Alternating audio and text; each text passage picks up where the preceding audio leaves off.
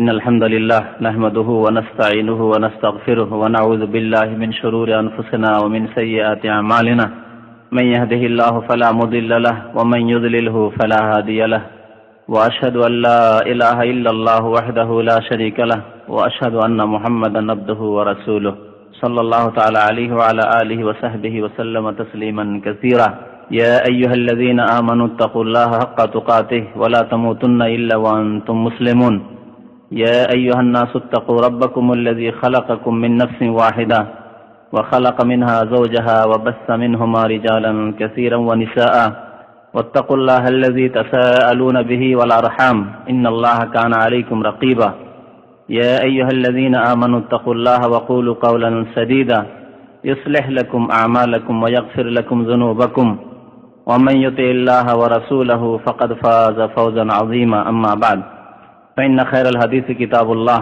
وخير الهدي هدي محمد صلى الله عليه وسلم وشر الأمور محدثاتها وكل محدثة بدعة وكل بدعة ضلالة وكل ضلالة في النار أعوذ بالله من الشيطان الرجيم بسم الله الرحمن الرحيم إن الذين قالوا ربنا الله ثم استقاموا تتنزل عليهم الملائكة ألا تخافوا ولا تحزنوا وأبشروا بالجنة التي كنتم توعدون نحن أولياؤكم في الحياة الدنيا وفي الآخرة ولكم فيها ما تشتهي أنفسكم ولكم فيها ما تدعون نزلا من غفور رحيم মহান আল্লাহর সমস্ত প্রশংসা, যে আল্লাহ যেমন মাহে রমজানের মালিক তেমন অন্য অন্য মাসেরও মালিক। যে আল্লাহ রাব্বুল আলামিন যেমন মাহে রমজানে আমাদেরকে ইবাদত বন্দেগীর আদেশ দান করেছেন, তেমন অন্য অন্য মাসেও একমাত্র তাঁর ইবাদত বন্দেগী, তাঁর আদেশ নিষেধ পালন করার আদেশ দান করেছেন। দরুদ ও সালাম নাযিল হোক নবী মুহাম্মদ রাসূলুল্লাহ সাল্লাল্লাহু আলাইহি সাল্লামের উপর। আল্লাহুম্মা সাল্লি আলাইহি আল্লাহুম্মা বারিক আলাইহি। যিনি যেমন রমজানুল মুবারকে মহান আল্লাহর ইবাদত বন্দেগী করেছেন এবং তাঁর একমাত্র ইবাদতের আদেশ দান করেছেন, ঠিক তেমনি অন্য অন্য মাসেও একমাত্র আল্লাহ রাব্বুল আলামিনের ইবাদত বন্দেগী করেছেন, তার আদেশ নিষেধ পালন করেছেন এবং তিনি আমাদের জন্য সর্বোত্তম আদর্শ। তিনি একমাত্র আমাদের আদর্শ মানব। তিনি একমাত্র মানুষ যাকে আল্লাহ রাব্বুল আলামিন অনুসরণ করার জন্য প্রেরণ করেছেন রাসূল করে। তিনি একমাত্র একজন মানুষ যার আনুগত্যকে আল্লাহর পরে আল্লাহ ফরজ করেছেন। তিনি একমাত্র এমন ব্যক্তিত্ব যার আনুগত্যকে আল্লাহর আনুগত্য বলে মহান আল্লাহ আখ্যায়িত করেছেন। ওমান ইউতির রাসূলা ফাকাদ আতা আল্লাহ। যারা রাসূলুল্লাহ সাল্লাল্লাহু আলাইহি সাল্লামের আনুগত্য করল তারা আল্লাহর আনুগত্য করল। এই সম্মান, এই মর্যাদা দান করেছেন একমাত্র প্রিয় নবী মুহাম্মদুর রাসূলুল্লাহ সাল্লাল্লাহু আলাইহি সাল্লামকে, যে রাসূলের আনুগত্য করলে আল্লাহরই আনুগত্য করা হয়। রাসূলের আদেশ নিষেধ পালন করলে আল্লাহর আদেশ নিষেধ পালন করা হয়। রাসূলের তরিকায় চললে আল্লাহ রাব্বুল আলামিনের ইবাদত বন্দেগী করা হয়। পক্ষান্তরে রাসূলের তরিকা ছেড়ে দিয়ে অন্য তরিকায় চললে আল্লাহ রাব্বুল আলামিন কখনো সন্তুষ্ট হবেন না, বরং দুনিয়া এবং আখিরাতে মানুষ ক্ষতিগ্রস্ত হবে। রমজানের পরে এ হচ্ছে মঙ্গলবারে প্রথম সাক্ষাৎ আপনাদের সাথে। আল্লাহ রাব্বুল আলামিন যেন আমাদের রমজানের ইবাদত বন্দেগী, সিয়াম, কিয়াম, কোরআন তেলাওয়াত আরো অন্যান্য ইবাদত, নফল ফরজ ইবাদত যেন কবুল করেন, বলুন আমিন। আল্লাহ রাব্বুল আলামিন আরো যেন আমাদেরকে অধিক নেক আমলের তৌফিক দান করেন, আমিন। এই রমজান মাসের পরে মানুষের যে অবস্থা, মুসলিম সমাজের যে অবস্থা, সেই অবস্থাকে লক্ষ্য রেখেই আজকের আলোচনা রাখব। কিরকম অবস্থা মানুষের বা মুসলিমদের, আর কেমন হওয়া উচিত আমাদের অবস্থা, মুসলিমদের অবস্থা মাহে রমজানের পরে কেমন হওয়া উচিত, কেমন হওয়ার প্রয়োজন, আমাদের কাছ থেকে আমাদের দ্বীন, আমাদের তাওহীদ, আমাদের কালেমা, আমাদের কিতাব, আমাদের শরীয়তি বিধান কি তলব করে এবং আমাদের অধিকাংশ মানুষের কি অবস্থা, এই নিয়ে আলোচনা করব। আল্লাহ রাব্বুল আলামিন এক শ্রেণীর মানুষকে সুসংবাদ দিয়ে থাকেন ফেরেশতাদের মাধ্যমে, জান্নাতের সুসংবাদ। এর কথা আল্লাহ রাব্বুল আলামিন কোরআনে কারিমে স্পষ্ট ভাষায় উল্লেখ করেছেন। ফেরেশতারা সুসংবাদ দেন জান্নাতের। এই জান্নাতের সুসংবাদ কারা পায়? যারা রমজানের পরে আল্লাহ রাব্বুল আলামিন যা চেয়েছেন তা করে। শুধু রমজানেই তারা ইবাদত বন্দেগী করে না, বরং যে আল্লাহ রমজানের সৃষ্টিকর্তা, রমজানের মালিক, রমজানের রব, সেই আল্লাহ শাওয়াল, জিলকাদা, অন্যান্য মাস, আরো যে 11টি মাস রয়েছে, তারও রব আল্লাহ রাব্বুল আলামিন। তো সেই আল্লাহর যারা সর্বদা ইবাদত বন্দেগী করে তাদের জন্য সুসংবাদ রয়েছে জান্নাতের। এই জান্নাতের সুসংবাদ ফেরেশতাগণ দিয়ে থাকেন আল্লাহর আদেশে, দুনিয়াতেও দিয়ে থাকেন এবং আখিরাতেও দিয়ে থাকেন। তাফসীরকারগণ বলছেন যে মানুষের যখন মৃত্যুর মুহূর্ত ঘনিয়ে আসে, যখন ফেরেশতাদেরকে প্রত্যক্ষ করে সৎকর্মশীল ব্যক্তিরা, আল্লাহর নেক ফেরেশতা এবং সবাই নেক ফেরেশতা, বরং আল্লাহর রহমতের ফেরেশতা, আল্লাহর রহমতের ফেরেশতাদেরকে যখন প্রত্যক্ষ করে তখন সুসংবাদ পায়। ইন্তেকালের পূর্বেই সুসংবাদ পেয়ে ইয়াকিন চলে আসে যে আমার ভাগ্য ভালো। খুশি মনে তার আত্মা দেহ থেকে বেরিয়ে চলে যায়। যেমন প্রিয় নবী মুহাম্মদুর রাসূলুল্লাহ সাল্লাল্লাহু আলাইহি ওয়াসাল্লাম ইরশাদ করেছেন যে মুমিন ব্যক্তির আত্মা ওইভাবে বেরিয়ে আসে যেমন কলস থেকে বা পাত্র থেকে পানি ঢাললে খুব সহজে পানি বেরিয়ে আসে। কষ্ট হয় কি? কলসের মুখ খোলা মুখ রয়েছে, পাত্রের মুখ প্রশস্ত মুখ রয়েছে, সেখান দিয়ে পানি বেরিয়ে আসতে কোনো রকমের ব্যাঘাত ঘটে না, কষ্ট হয় না, বেগ পায় না, খুব সহজে পানি বেরিয়ে আসে। ঠিক তেমনি মুমিনের আত্মা আগ্রহের সাথে বেরিয়ে আসে। পক্ষান্তরে কাফের আত্মাকে যখন বের করা হয়, পাপিষ্ঠ গুনাহগারের আত্মাকে বের করা হয়, তখন পালাতে শুরু করে, ছোটাছুটি শুরু করে। তখন জবরদস্তি করে আযাবের ফেরেশতাগণ ছিঁড়ে নিয়ে বের করে নেয়। নবী কারীম সাল্লাল্লাহু আলাইহি ওয়াসাল্লামের মুসলিম শরীফের হাদিসে এই কথাটিকে এভাবে উল্লেখ করা হয়েছে যে মান আহাব্বা লিকা আল্লাহে ফাআহাব্বাল্লাহু লিকাহু, যে ব্যক্তি আল্লাহর সাথে সাক্ষাৎকে ভালোবাসে আল্লাহও তার সাথে সাক্ষাৎ করতে ভালোবাসে।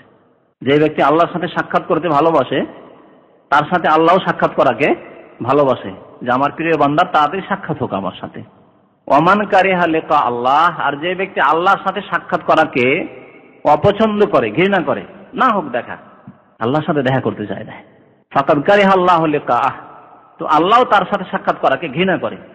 কি পাপিষ্ট, বদমাশ, এই দুষ্টর সাথে দেখা না হোক। এই হাদিস যখন প্রিয় নবী মুহাম্মদ সাল্লাল্লাহু আলাইহি ওয়াসাল্লাম ইরশাদ করলেন, তখন মা আয়েশা রাদিয়াল্লাহু তাআলা জিজ্ঞেস করলেন, ইয়া রাসূলুল্লাহ, কুল্লুনা নাকরাহুল মউত, এমন কি আছে মরতে চায়? তিনি বুঝেছেন যে আল্লাহর সাথে সাক্ষাতের অর্থ হচ্ছে মরণ, তাই না?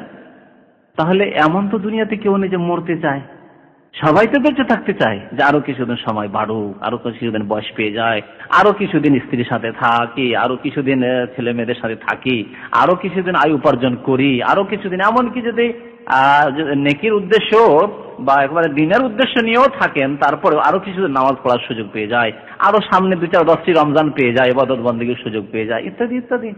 তাহলে কুল্লুনা নাকরাহুল মউত, আমাদের কেউ তো মরতে চায় না, সবাই মওতকে অপছন্দ করে, ঘৃণা করে।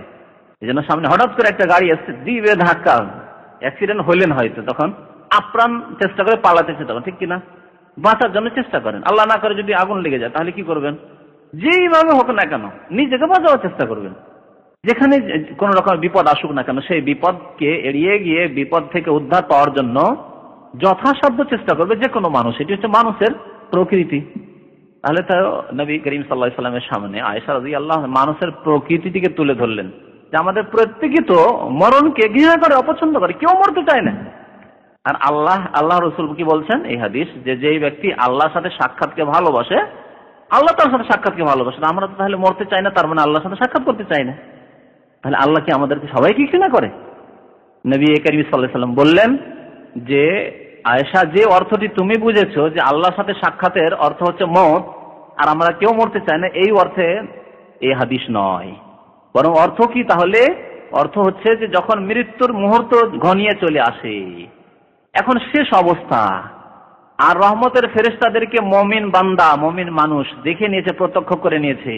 মালাকুল মওতকে সুন্দর আকার আকৃতি দেখে, যে ফি আহসানি সূরা, নবী সাল্লাল্লাহু আলাইহি ওয়াসাল্লাম হাদিসে রয়েছে, উত্তম চেহারা নিয়ে, সুন্দর আকার আকৃতি নিয়ে ফেরেশতাগণ আগমন করেন এবং সমস্ত ফেরেশতাগণ ওয়েলকাম করেন, অভিনন্দন জানান, আসো আসো আমাদের সাথে চলো।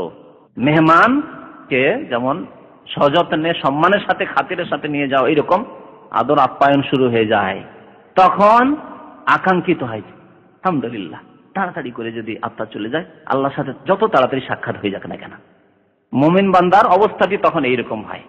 আহাব্বাল্লাহু লিকাহু, তখন আল্লাহ তার সাথে সাক্ষাৎ করাকে ভালোবাসে, যে আমার বান্দার আত্মা তাড়াতাড়ি করে চলে আসলে আমার সাথে সাক্ষাৎ হবে। আল্লাহ তার সাথে সাক্ষাৎ করাকে ভালোবাসে।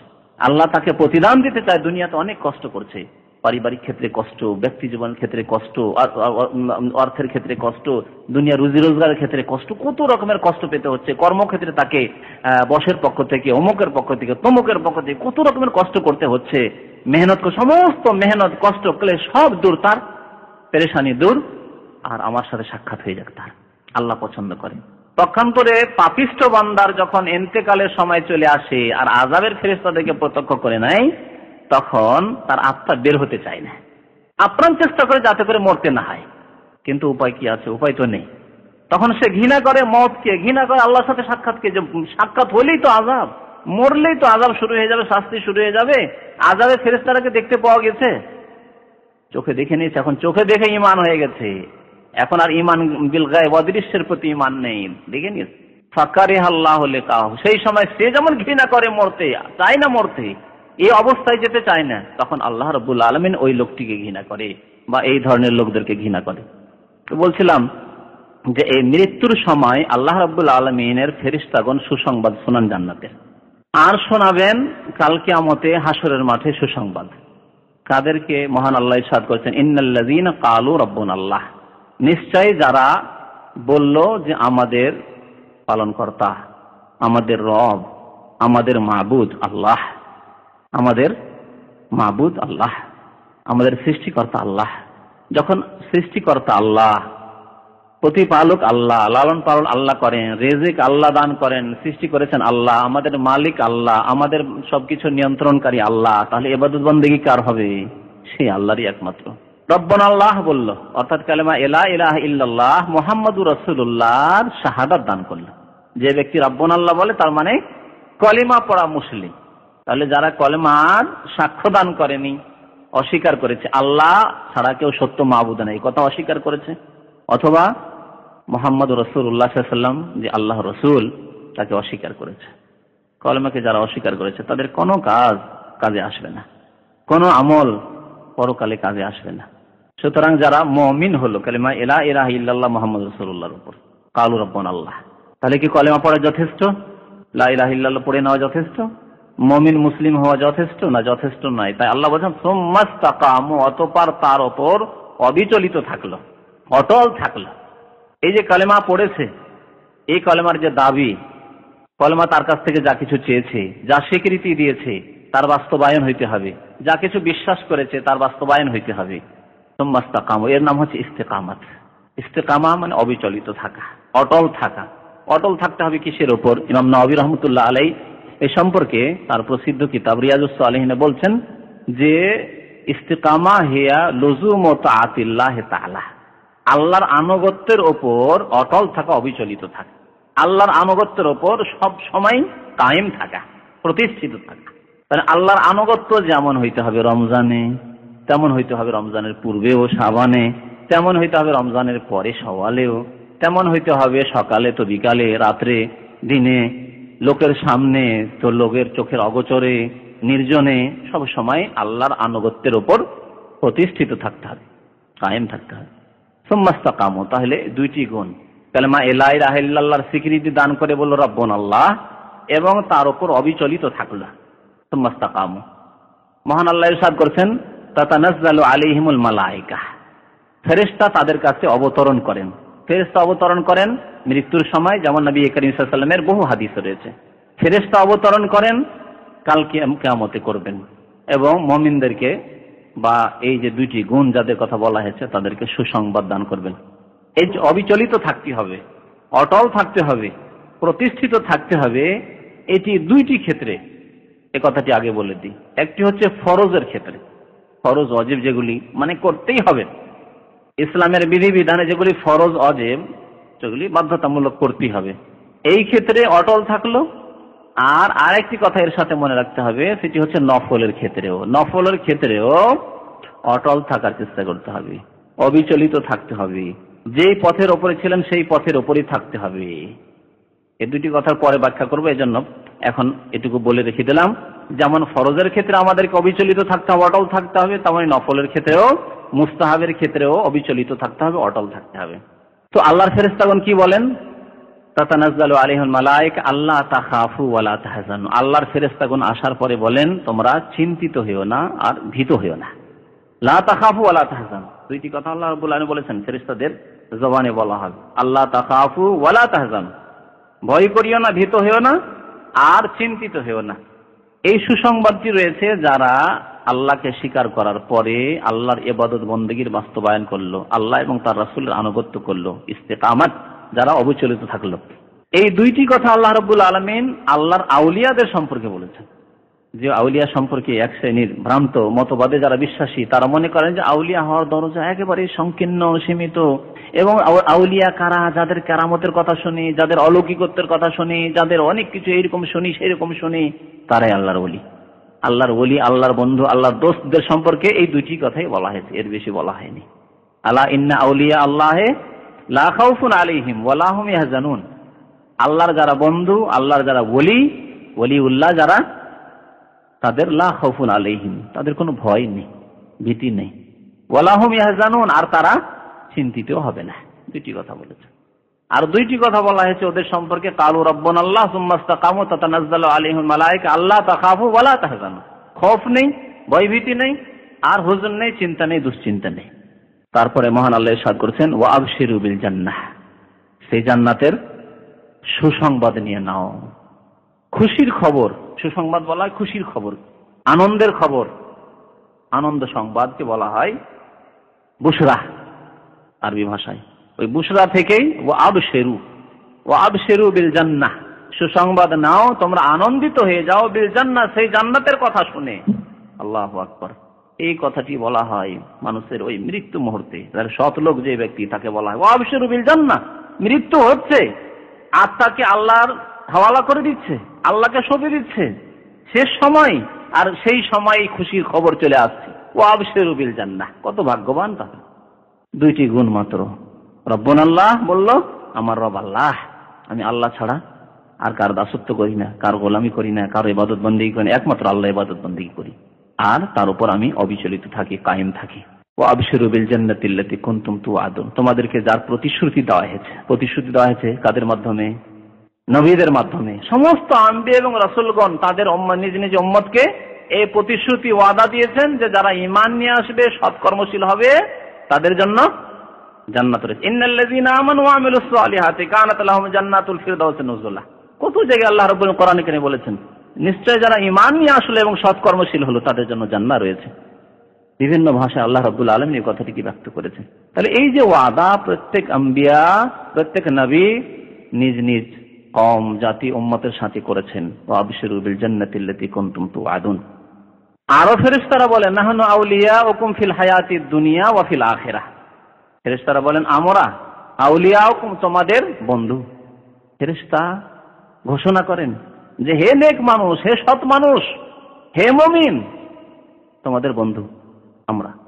কোথায় বন্ধু? শুধু আখিরাতে? সব কি ধারের ব্যাপার? আজকাল তো অধিকাংশ মানুষ দিনের কাজ করাকে, ধর্মীয় কাজকে, নামাজ পড়াকে কি মনে করে? ধার মনে করে। কখন যে ক্যাশ হবে এই ধার? হ্যাঁ, এই দুনিয়ার কোনো ব্যাংকে ক্যাশ হবে না, হবে এইরকম ভাবে। আল্লাহু আকবার। এত ধার মনে করে। মরণ কত কাছে, এখান চাইতে সবচেয়ে নিকটের যে ব্যাংকটি আছে তার চাইতে কাছে মরণ না? বলেন দেখি। এই যে জায়গায় আপনি আছেন, এখান থেকে যে কোনো ব্যাংকে, এখান থেকে যান আপনি, আপনার কাছে পকেটে একটা চেক আছে, টাকার চেক আছে, দুনিয়ার চেক। এই চেকটা ক্যাশ করার জন্য যে কোনো ব্যাংকে যে যাবেন, এই যে যেতে যে সময়টুকু লাগবে, তার চাইতে মরণ কাছে নয় কি? তাহলে আমরা কি ওইভাবে চিন্তা করি? আমাদের চিন্তাটা হইতে হবে ইসলামিক চিন্তা। তো অধিকাংশ মানুষ আজকাল, মুসলিম সমাজ কেমন হয়েছে, দিনের কাজ করাকে ধারের কাজ মনে করে। আল্লাহ রাব্বুল আলামিন এখানে ফেরেশতাদের ভাষায় বলছেন যে ধার নয় শুধু, নাহনু আউলিয়াউকুম, আমরা ফেরেশতাদের দল, তোমাদের বন্ধু, তোমাদের দোস্ত, তোমাদের পৃষ্ঠপোষক, তোমাদের সাহায্যকারী। আউলিয়ার এসব অর্থ কোথায়? ফিল হায়াতিদ দুনিয়া ওয়া ফিল আখিরাহ। শুধু আখিরাতে নয়, যে অনেক পরে মনে করছো, এখন তো বয়স হলো 30, এখন তো মনে করছেন যে 70-80 বছর বাঁচবেন, আরো সময় 50 বছর হয়েছে। না, ফিল হায়াতিদ দুনিয়া, দুনিয়াতেও, পৃথিবীতেও, পার্থিব জগতে, ইহকালেও তোমাদের বন্ধু আমরা। তাহলে আল্লাহর ফেরেশতাগণ মুমিনদের বন্ধু, যেমন পরকালে হাসরের মাঠে যে সংকটের মুহূর্তগুলি রয়েছে, পুলসিরাত রয়েছে, হাউজে কাউসারের পানি পাবো কি পাবো না, নবীর শাফাত পাবো কি পাবো না, জান্নাতের দরজা খুলবে কি খুলবে না, জাহান্নামের দরজা বন্ধ থাকবে কি থাকবে না, আমার সামনে খুলে যাবে কি হবে, আল্লাহু আকবার। সেই সময় শুধু নয়, সেই সময় তো বন্ধু আছেন ফেরেশতাগণ। অফিল আখিরাত আল্লাহ বলেছেন, কিন্তু ফিল হায়াতিদ দুনিয়া প্রথম বলেছেন। ইহজগতে আল্লাহর ফেরেশতাগণ মুমিনদের বন্ধু। এই জন্য অসংখ্য ফেরেশতা, মনে রাখুন এই কথাটি, অসংখ্য ফেরেশতা আল্লাহ রাব্বুল আলামিন সৃষ্টি করেছেন, যাদেরকে বলা হয় আল হাফাজা। আল হাফাজা হাফেজের বহুবচন, সুরক্ষাকারী, হেফাজতকারী। এই হাফাজতুল মালায়েকা যাদেরকে বলা হয়, মানে ফেরেশতাদের মধ্যে যারা সুরক্ষাকারী, হেফাজতকারী ফেরেশতা। এই হেফাজতকারীর দুইটি অর্থ রয়েছে মুহাদ্দিসিনদের ভাষায় বা তাফসীরকারদের ভাষায়। এক হচ্ছে যারা আমাদের আমল, কর্ম, ঈমান এবং সৎকর্ম, অসৎকর্মর হেফাজত করে, সুরক্ষা করে, লিপিবদ্ধ করে। আমরা কোথায় কি কাজ করলাম সেগুলি সুরক্ষা করে রাখে, এ হচ্ছে হাফাজতুল মালায়েকা, তাদেরকে বলা হয়। আর আরেকটি অর্থে হাফাজতুল মালায়েকা ফেরেশতাদের, সুরক্ষাকারী ফেরেশতাদের দল রয়েছে, তারা হচ্ছে অসংখ্য ফেরেশতা আল্লাহ রাব্বুল আলামিন পৃথিবীতে রেখেছেন। তারা হলেন মানুষের, মুমিন বান্দাদের হেফাজতকারী, সুরক্ষাকারী। মুমিন বান্দা রাস্তাঘাটে চলাফেরা করছে, মুমিন বান্দা গাড়ি চালাচ্ছে, মুমিন বান্দা কোথাও রাত্রে সফর করছে, মুমিন বান্দা কোথাও যাচ্ছে কোন গলি দিয়ে, যেই গলিতে হচ্ছে দুষ্প্রকৃতির লোকেরা রয়েছে, সন্ত্রাসীরা রয়েছে, খুনি লোকেরা রয়েছে, ইত্যাদি ইত্যাদি। আল্লাহ রাব্বুল আলামিন তার মত লিখে রাখেননি, মতের সময় এখন আসেনি। এই মুমিন বান্দাকে যে বাঁচাতে হবে, মতের সময় যদি আল্লাহর ফয়সালা করা থাকে তাহলে সেটি আলাদা কথা। আল্লাহর নেক বান্দাও শহীদ হয়েছেন জালেমদের হাতে, কাফেরদের হাতে, পাপিষ্ঠদের হাতে, অপরাধীদের হাতে। দেখুন ইতিহাস খুলে, ওমর রাদিয়াল্লাহু তাআলার ইতিহাস, ফজরের নামাজে, ওসমান রাদিয়াল্লাহু তাআলার ইতিহাস, আলী রাদিয়াল্লাহু তাআলার ইতিহাস, হোসেনের ইতিহাস, হাসানের ইতিহাস, ওমর বিন আব্দুল আজিজের ইতিহাস।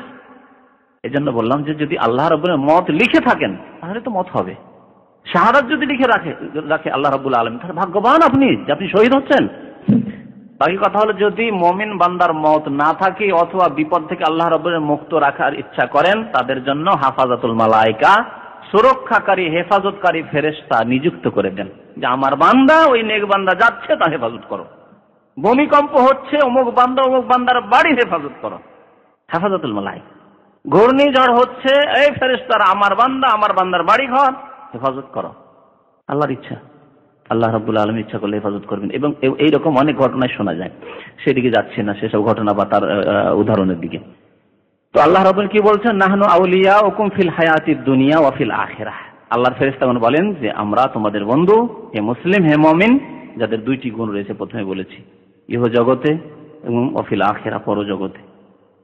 ওয়ালাকুম ফিহা মা তাশতাহি আনফুসুকুম, এবং তোমাদের জন্য তোমাদের যা মন চাইবে তাই রয়েছে জান্নাতে।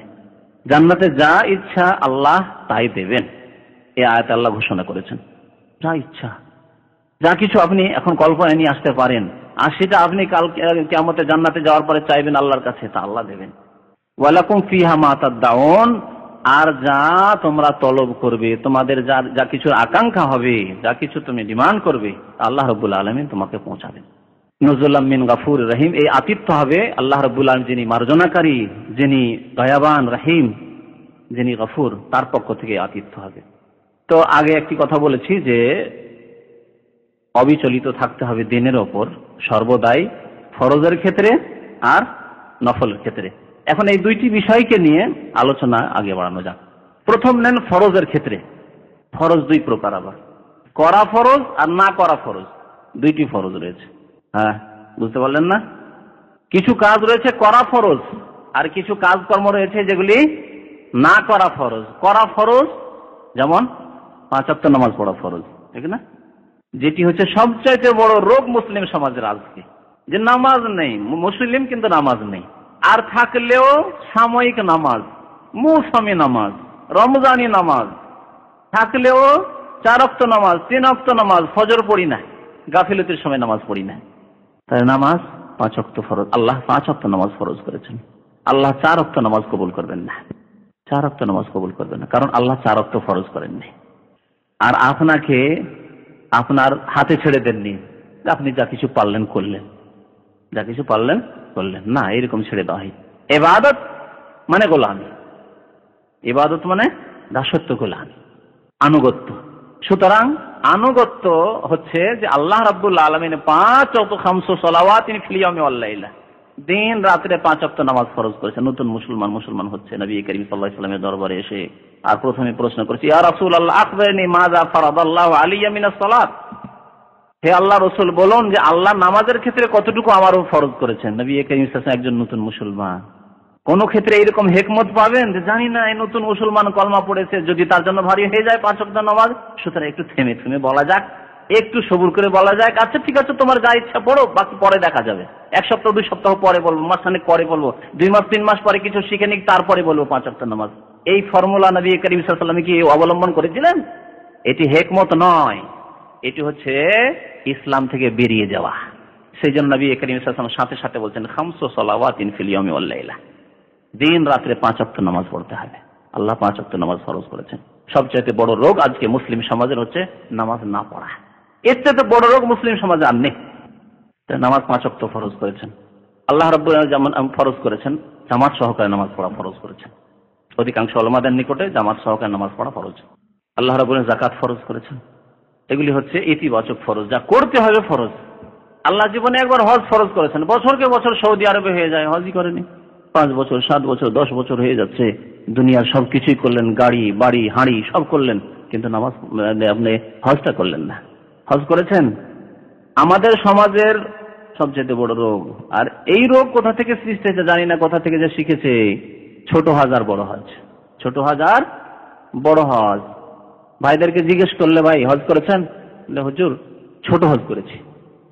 ছোট হজ করে মুসলমান থাকবে, বড় হজ করবে না। সে করবে যখন পারবে তখন করবে। কারণ আমাদের দেশের বড় হজ মানে তো ওই বুড়া হইতে হবে, 60 বছর 70 বছর হইতে হবে, আর দাঁত ভেঙে পড়তে হবে, আর চাকরি করলে চাকরি শেষ করতে হবে, আর সুদ খেলে সুদ খাওয়া শেষ করতে হবে। এখন আর কি খাবো? এখন তো কবরে এক পা নেমেই গেছে। তখন হজ করতে এসে পাথর মারতে পারে না, হজ করতে এসে ঠিক করে অফ করতে পারে না, হজ করতে এসে সাফা মারা সাই করতে পারে না, চলাফেরা করতে পারে না। ওই অবস্থায় হাজিরা হজ করতে আসে আমাদের দেশে। সুতরাং এই যুবক ভাইয়েরা যে সৌদি আরবে চাকরি বাকরি করার জন্য আসেন, আসার পরে হজের কথা চিন্তাই করেন, ওই ছোট হজ করতে থাকেন শুধু। ছোট হজ মানে উমরা, উমরাকে ছোট হজ বলা কোথাও নেই, কোনো হাদিসের কথা নেই যে ছোট হজ আর বড় হজ। সুতরাং হজ যখনই আল্লাহ সুযোগ দিয়েছেন হজ করতে হবে।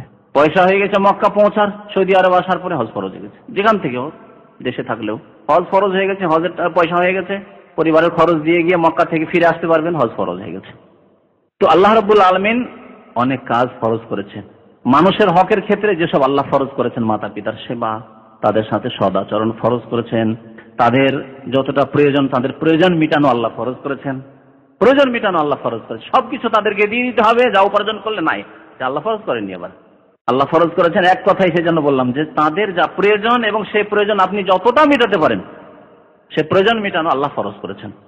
সদ আচরণ আল্লাহ রাব্বুল এই জন্য ইহসান শব্দ ব্যবহার করেছেন, যে প্রয়োজন মেটানোর মাধ্যমে সদ আচরণ হবে। প্রয়োজন কেমন? দৈহিক খেদমতের প্রয়োজন, কথার দ্বারা তার খেদমত করার প্রয়োজন, সদ আচরণের প্রয়োজন, না অর্থের দ্বারা খেদমত করা প্রয়োজন, কোন ক্ষেত্রে প্রয়োজন রয়েছে, তার পাশে থাকা থেকে খেদমত করা প্রয়োজন। জিহাদ ফি সাবিলিল্লাহর মতো ফরজ কাজ করতে গেলেও মাতা পিতার অনুমতি না হলে জিহাদ করা যাবে না। তাহলে বিদেশে চাকরি করতে আসবেন, চলবে বিনা অনুমতিতে? না।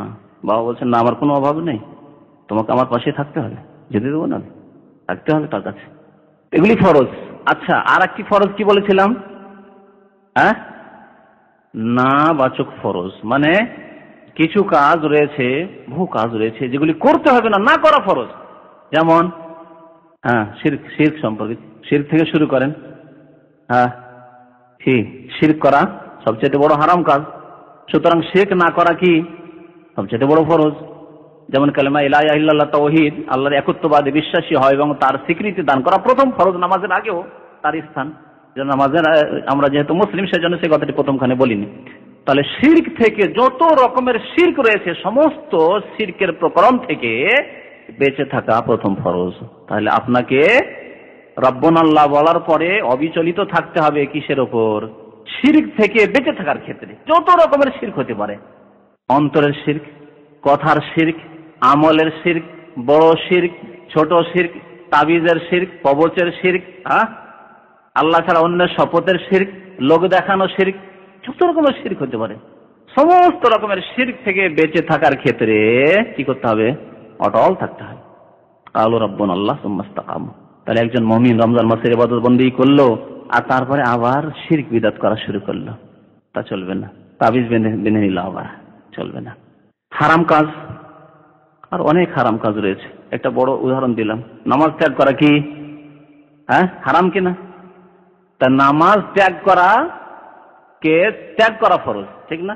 নামাজ ত্যাগ করাকে ছাড়া বা ত্যাগ করা কি ফরজ। সুতরাং নামাজ ছাড়া চলবে না, তার থেকে বেঁচে থাকবে, মানে বেনামাজি হওয়া থেকে বেঁচে থাকা ফরজ। বেনামাজি হওয়া থেকে বেঁচে থাকা ফরজ। যেমন বললেন মিথ্যা কথা বলা হারাম, তাহলে মিথ্যা থেকে বেঁচে থাকা কি ফরজ। জি, যে কোনো হারাম কাজ থেকে বেঁচে থাকা ফরজ। এখন আসুন, রমজান মাসে মাশাআল্লাহ রোজা রাখলেন, রোজার দিনে গীবত করলেন না, রোজা দুর্বল হয়ে যাবে সেই জেনেছেন। গীবত করলেন না, কারো নিন্দা করলেন না, কুৎসা করলেন না, রোজার অবস্থায় মিথ্যা কথা বললেন না, রোজার দিনে হারাম খেলেন না। এমনকি আমাদের দেশের মানুষ এত এহতিয়াত সতর্কতা অবলম্বন করে, রোজা অবস্থায় ইফতারির দাওয়াত দিচ্ছে একটা হিন্দু কাফের।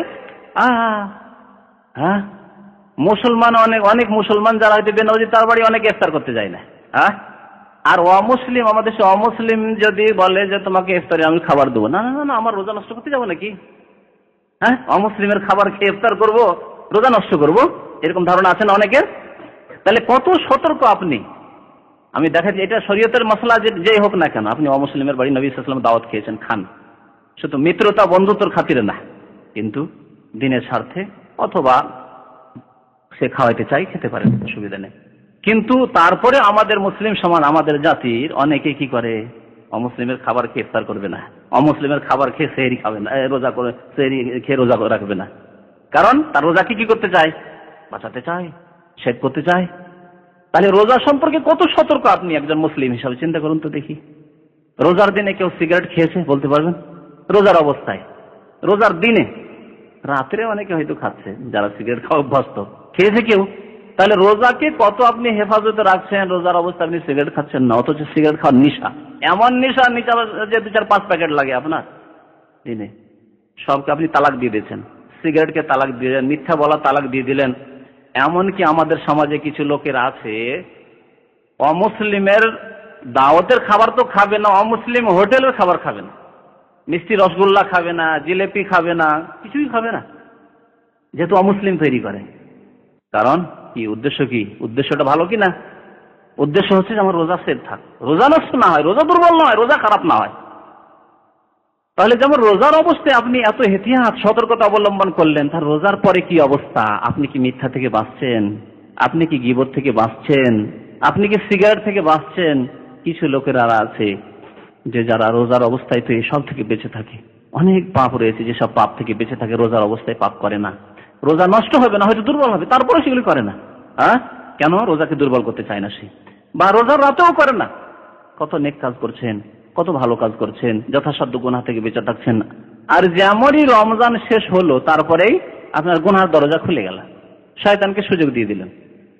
গোটা রমজান ধরে শয়তানকে সুযোগ দিলেন না, রমজান যেতেই শয়তানকে সুযোগ দিয়ে দিলেন না।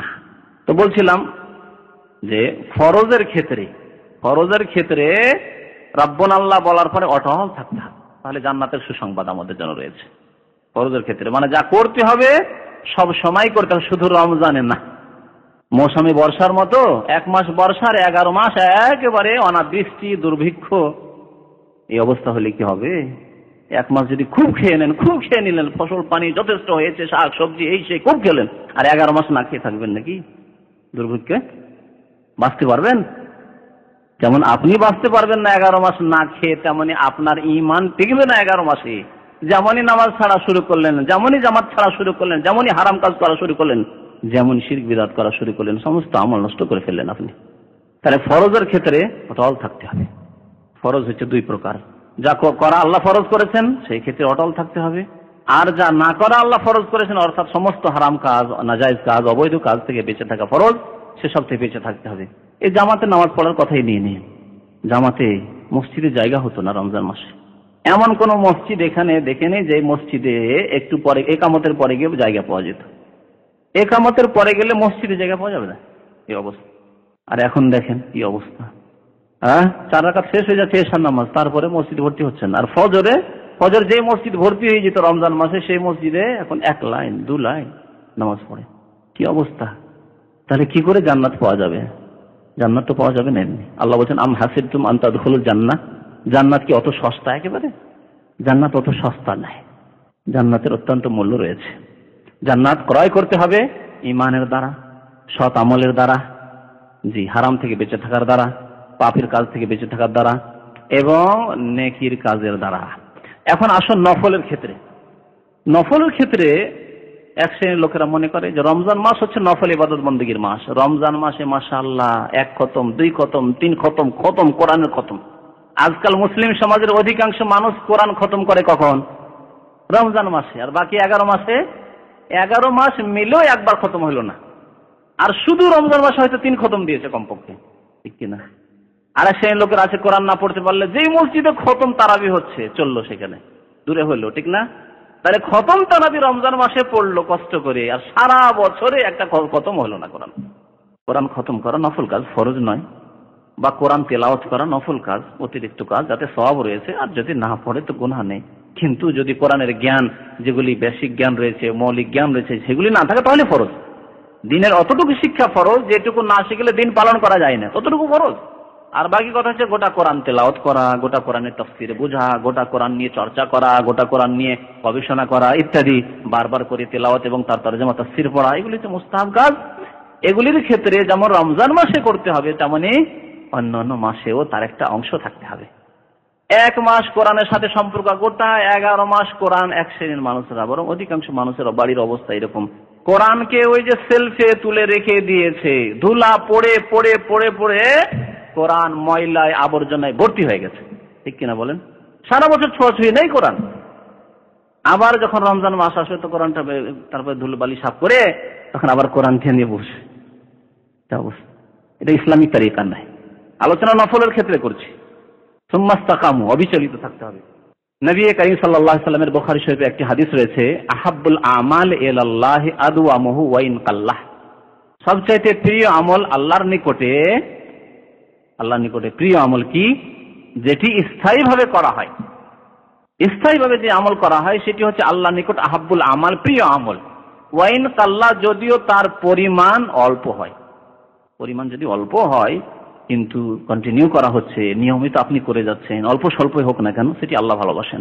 পক্ষান্তরে একদিন একবারে নেকির পাহাড় করে দিলে নফল দিয়ে, আর তারপরে মাসকে মাস নেই। রমজান মাসে নেকি আর নেকি আর নেকি আর নেকি।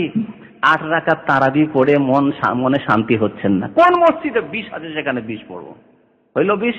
তারপরে আবার শেষ রাতে কোথায় কিয়ামুল লাইল হচ্ছে, সেখানেও কি কিয়ামুল লাইল মাশাআল্লাহ হাজির। আচ্ছা, এই মসজিদে তো তাড়াতাড়ি নামাজ শেষ হয়ে যাচ্ছে, চলো অমুক মহল্লার মসজিদে 1 ঘন্টা ধরে 1.5 ঘন্টা ধরে দোয়া হয় আর নামাজ হয়, ওখানে চলো। 20 মিনিট 25 মিনিট কোনো তো লম্বা দোয়া হয়, সেখানে চলো। করছে না অনেকে? তাহলে রমজান মাসে তো মাশাআল্লাহ নেকি আর নেকি নেকি নেকি, কত মানে উদ্যম উদ্দীপনা নেকির জন্য। কিন্তু রমজান মাস সারা বছরে এই 30 দিন বাদ দিন আরো কত দিন বাঁচে? 330 দিন। 330 দিনে মনে হয় 1 দিন 2 দিনও রাত্রে উঠে 2 রাকাত নামাজ পড়া তৌফিক হয় কি? আমাদের অবস্থা এরকম কিনা বলুন তো দেখি। অধিকাংশ মানুষের অবস্থা এরকম। কেন? রমজান মাসে এত কিয়ামুল লাইল, এত তাহাজ্জুদ, আরে এত নামাজ। আর সারা বছরে যদি আপনাকে জিজ্ঞাসা করা, ভালো করে বলুন তো দেখি, সারা বছর গত বছরে 11 মাসে, এই রমজান থেকে আগের রমজান পর্যন্ত আপনি কয়দিন রাত্রে উঠে ভোর রাতে আল্লাহকে ডেকেছেন, একটু দোয়া করেছেন? কয় রাকাত নামাজ পড়েছেন আপনি ফজর আগে ভোর রাতে? বলুন তো দেখি। বলবেন যে 0, মনেই নেই, পড়েননি। আল্লাহু আকবার। এই অবস্থা থাকতে হবে একজন মুমিনের। যদি আপনি গুনাহগার নন, কিন্তু আপনার আল্লাহর সাথে সম্পর্ক কোথায়? 1 মাসের জন্য শুধু নফল ইবাদত না। নবী করিম সাল্লাল্লাহু আলাইহি সাল্লাম রমজান মাসে যেমন কিয়ামুল লাইল করতেন, অন্য মাসেও কিয়ামুল লাইল করতেন। মা আয়েশা রাদিয়াল্লাহু তাআলা আনহার হাদিস সুনান বুখারী শরীফে তিনি বলছেন, মা কানা ইয়াজিদু ফি রমাদান ওয়ালা ফি গায়রিহি আলা 11 রাকাতান। রমজান মাসে হোক আর অন্য কোনো মাসে হোক, প্রিয় নবী মুহাম্মদ সাল্লাল্লাহু আলাইহি ওয়াসাল্লাম 11 রাকাতের বেশি পড়তেন না। সংখ্যার দিক দিয়ে তো 11, অনেকে আবার 11 শুনে, আরে মাত্র 11, আমরা তো 20 পড়ি। আরে 20 কেন পড়েন? ইমাম মালিকের যুগে তাবেঈনরা 41 পড়তেন, মানে 40 পড়ার পরে 1 রাকাত বেতর পড়তেন, বা 38 পড়ার পরে 3 রাকাত বেতর পড়তেন, তাও পড়েন না মাঝে মাঝে। আমার উদ্দেশ্য এই নয় যে শুধু আপনি 8 পড়বেন, নফল আপনাকে পড়তে কেউ নিষেধ করবে না, আর বিষয় শুধু সীমিত করিয়েন না। কিন্তু নবী করিম সাল্লাল্লাহু আলাইহি ওয়াসাল্লামের নামাজের পরিমাণ এবং কোয়ালিটি কেমন ছিল তা শোনেন। দুটি কথা মনে রাখবেন, সুন্নাত দুই ক্ষেত্রে মনে রাখতে হবে। নবী করিম সাল্লাল্লাহু আলাইহি ওয়াসাল্লাম যেমন পরিমাণের দিক দিয়ে 8 পড়তেন, কিন্তু কোয়ালিটির দিক দিয়ে কত সুন্দর, আমাদের মতো থার্ড ক্লাসের নামাজ, হ্যাঁ, যে 8 রাকাত নামাজ পড়তে 20 মিনিটের মধ্যে শেষ, যারা 20 রাকাত পড়েন তাদেরও 25-30 মিনিটে শেষ, এরকম নামাজ কি? শুনুন কেমন। মা আয়েশা রাদিয়াল্লাহু বলছেন, ইউসাল্লি আরবান ফালা তাসআল আন হুসনিহিন্না ওয়া তুলিহিন্না। 4 রাকাত নামাজ পড়তেন নবী সাল্লাল্লাহু আলাইহি ওয়াসাল্লাম, এত সুন্দর করে পড়তেন আর এত লম্বা পড়তেন, তুমি জিজ্ঞাসাই করো না। সম্বোধন করে বলছেন তার বোনের ছেলেকে, যে জিজ্ঞাসাই করিও না যে তার হোসন মানে সৌন্দর্য কত হইতো সেই 4 রাকাত নামাজের, আর তুল মানে লম্বা কত হইতো সেই নামাজ। কোন ক্ষেত্রে আমরা বলি আরে আর জিজ্ঞাসা করি না, এই ব্যাপারে তুমি জিজ্ঞাসা করিও না। ভালোর ক্ষেত্রেও বলি আর খারাপের ক্ষেত্রে, মানে খুব খারাপ আর নাহলে খুব বেশি ভালো, এই ক্ষেত্রে নয় বলি যে আর জিজ্ঞাসাই করি না, ওর সম্পর্কে জিজ্ঞাসা করার কোনো প্রয়োজন নেই, ঠিক না? মা আয়েশা রাদিয়াল্লাহু তাআলা সেই ভঙ্গিমাতেই বলছেন যে জিজ্ঞাসাই করিও না তার লম্বা হওয়া সম্পর্কে এবং সৌন্দর্য সম্পর্কে, যে 4 রাকাত নামাজ কত লম্বা হইতো আর কত সুন্দর হইতো। এত লম্বা হতো, এত সুন্দর হতো যে মাত্র 8 রাকাত নামাজ পড়ে নবী করিম সাল্লাল্লাহু আলাইহি সাল্লামের 2 পা ফুলে যেত, হাত্তা তাওয়াররামাত কাদামাহু, 2 পা ফুলে যেত। কতক্ষণে 2 পা ফুলতে পারে আপনাদের সবাইকে অনুভব রয়েছে, 2-4 ঘন্টা নয় কমপক্ষে। তাওয়াররামাত কাদামাহ, তার পা ফুলে যেত। সাহাবারা জিজ্ঞেস, ইয়া রাসূলুল্লাহ, আপনি নিজেকে এত কষ্ট কেন দেন? ওয়াকাদ গাফারাল্লাহু লাকা মা তাকাদ্দামা মিন যামবিকা ওয়া মা তাআখারা, আপনার আগের পরের গুনাহ আল্লাহ মাফ হওয়ার ঘোষণা করে দিয়েছেন। সূরাতুল ফাতহা আল্লাহ ঘোষণা করেছেন কি, লিয়াগফিরা লাকাল্লাহু মা তাকাদ্দামা মিন যামবিকা ওয়া মা তাআখারা, হে নবী তোমার আগের এবং পরের গুনাহ আল্লাহ মাফ হওয়ার ঘোষণাই করে দিয়েছেন। প্রথম কথা, প্রিয় নবী সাল্লাল্লাহু আলাইহি ওয়াসাল্লামের গুনাহ নেই। আর সাপোজ যদি ধরেন গুনাহ হয়, ধরে নেন 1 মিনিটের জন্য গুনাহ হয়, তো আল্লাহ কি করছেন? অগ্রিম ঘোষণা করে দিচ্ছেন মার্জনার। সাহাবারা বলছে, ইয়া রাসূলুল্লাহ, প্রথম গুনাহ নেই আপনার, মাসুম নবী মানে মাসুম নিষ্পাপ, আর তারপরে যদি ভুল ত্রুটি হয়ে যায় ছোটখাটো, তো আল্লাহ রাব্বুল আলামিন আগে ঘোষণা করে ফেলেছেন, তারপরেও নিজেকে এত কষ্ট দেওয়া কেন? আপনি এই কষ্ট দিচ্ছেন নিজেকে। প্রিয় নবী সাল্লাল্লাহু আলাইহি ওয়াসাল্লাম কি উত্তর দিচ্ছেন? আফালা আকুনু আবদান শাকুরা, আমি কি আল্লাহর শুকরগুজার বান্দা হব না? আল্লাহ যখন আমার মাফ করে দিলেন, আমল করি আর না করি, ভালো করি আর মন্দ করি, সব মাফ আমার, তাহলে আমার কি করণীয়? আল্লাহ যা করার করলেন, আমার করণীয় হচ্ছে আল্লাহর শুকরিয়া আদায় করা। আর আল্লাহর শুকরিয়া যেমন অন্তর থেকে হবে, যেমন কথার দ্বারা আলহামদুলিল্লাহ পড়ে হবে, খেয়ে দিয়ে পেট ভর্তি করে যেমন আমরা আলহামদুলিল্লাহ শুধু সেই সময় শুকরিয়া আদায় করি, আমরা শুধু মুখেই শুকরিয়া আদায় করি, আর কাজে কর্মে নামাজ নেই, দিনদারি নেই, হালাল হারাম বাছাই নেই, দিনের পাবন্দি নেই, আমল নেই, নফল আমল নেই, তাহাজ্জুদ নেই, নফল রোজা নেই, তাহলে শুকরিয়া কোথায়? নবী সাল্লাল্লাহু আলাইহি ওয়াসাল্লাম কোন শুকরিয়া আদায় করছেন? নফল ইবাদত বান্দেগী দিয়ে, তাহাজ্জুদ দিয়ে। আফালা আকুন আবদান শাকুরা, আল্লাহ শুকরগুজার বান্দা কি আমি হব না?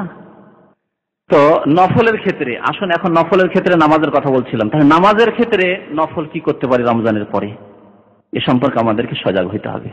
স্মরণ করিয়ে দিচ্ছি শুধু আপনাদেরকে, রমজান মাস শেষ হয়ে গেল মানে আমাদের তারাবি শেষ, আবার ওই 11 মাস পরে যখন রমজান আসবে আবার তারাবি শুরু করব, আর কোনো সুযোগ নেই। তারাবির অপর নাম হচ্ছে তাহাজ্জুদ। তারাবির অপর নাম কি? তাহাজ্জুদ। আর এই দুইটি নাম এক নামে উল্লেখ হয়েছে কোরআনে, কিয়ামুল লাইল, ইয়া আইয়ুহাল মুযাম্মিল কুমিল লাইলা ইল্লা কালিলা, রাতের কিয়াম করো মানে দাঁড়িয়ে দাঁড়িয়ে ইবাদত বন্দেগী করো, দীর্ঘক্ষণ তিলাওয়াত করো আর নামাজ পড়ো। কিয়ামুল লাইল মানে রাতের নামাজ। আল্লাহ কোরআনে এই পরিভাষা উল্লেখ করেছেন, ইয়া আইয়ুহাল মুযাম্মিল, হে চাদর আবৃত, অর্থাৎ নবী করিম সাল্লাল্লাহু আলাইহি ওয়াসাল্লাম তার উপাধি দিয়ে ডেকেছেন। যখন চাদর জড়িয়েছিলেন তখন আল্লাহকে এই দৃশ্য পছন্দ লেগেছে, আমার বান্দা চাদর জড়িয়ে রয়েছে, আমার প্রিয় বান্দাকে ওই ভাষা দিয়ে, ওই অবস্থা দিয়ে আমি সম্বোধন করি, অ্যাড্রেস করি, ইয়া আইয়ুহাল মুযাম্মিল কুমিল লাইলা ইল্লা কালিলা, রাতের অল্প সময় ঘুমাও আর বেশি সময়টুকু কিসে লাগাও? কিয়ামুল লাইলে লাগিয়ে দাও। এখানে কি বলা হচ্ছে কুম রমজান শুধু? না, রমজান মাসের কিয়ামের ফজিলত রয়েছে, এতে কোনো সন্দেহ নেই, কিন্তু আল্লাহ কোরআনে শুধু কুম রমজানা বলেননি, কুমিল লাইলা, যে কোন রাতে কিয়াম করো। তাহলে কিয়ামুল লাইল যেমন তারাবির নাম, তেমনি কিয়ামুল লাইল কিসের নাম? তাহাজ্জুদের নাম। সুতরাং সারা বছর ধরে আমরা তাহাজ্জুদ পড়লাম না, এই এমনটা হইতে হবে না, তাহাজ্জুদ পড়তে হবে। যদি তাহাজ্জুদ না পড়তে পারে, আর কেন বা পারবো না, আজকে অধিকাংশ মুসলিম যারা নামাজি দিনদার পরেজগার মনে করি, তারাও তাহাজ্জুদের সাথে কোনো সম্পর্ক রাখেন না। অথচ শুনেন তাহাজ্জুদের কথা, তাহাজ্জুদ সম্পর্কে একটি বিষয় একদিনের আলোচনায় রয়েছে বিস্তারিত, শুনলে বিস্তারিত ক্যাসেট রয়েছে, কিন্তু আজকে শুধু একটি কথা বলছি। আল্লাহ রাব্বুল আলামিন এখানেও সুসংবাদ দিয়েছেন জান্নাতের, আলোচনা শুরু করে জান্নাতের সুসংবাদ দিয়ে, তাই না? যে জান্নাতের সুসংবাদ কাদের জন্য রয়েছে? তিরমিজির হাদিস, ইবনে মাজার হাদিস, প্রিয় নবী মুহাম্মদ সাল্লাল্লাহু আলাইহি ওয়াসাল্লাম বলছেন, ইয়া আইয়ুহান নাস আফশুস সালাম। এই কথাটি কখন বলেছিলেন? এই হাদিসটি যখন নবী করিম সাল্লাল্লাহু আলাইহি ওয়াসাল্লাম মদিনায় পবিত্র কদম রাখেন আর আসার পরে বিরাজমান হয়ে রয়েছেন, ওই সময় সাহাবারা একে আসছেন, নতুন নতুন যারা মুসলমান হয়েছেন বা আনসারী যারা মদিনার লোকেরা এসে সাক্ষাৎ করছেন। একজন ইহুদি আব্দুল্লাহ বিন সালাম, ইহুদিদের বড় আলেম ছিলেন, জ্ঞানী গুণী ব্যক্তি ছিলেন। আব্দুল্লাহ বিন সালাম বলছেন যে শুনলাম যে নাকি মুহাম্মদ সাল্লাল্লাহু আলাইহি ওয়াসাল্লাম মদিনায় চলে এসেছেন। ভাবলাম যে যাই, কলেমা তখনও পড়েননি তিনি, যাই দেখে আসি। দেখি তো তিনি সত্যি সত্যি আল্লাহর নবী না তিনি মিথ্যা দাবি করেছেন শুধু নবী হওয়ার, দেখে আসি।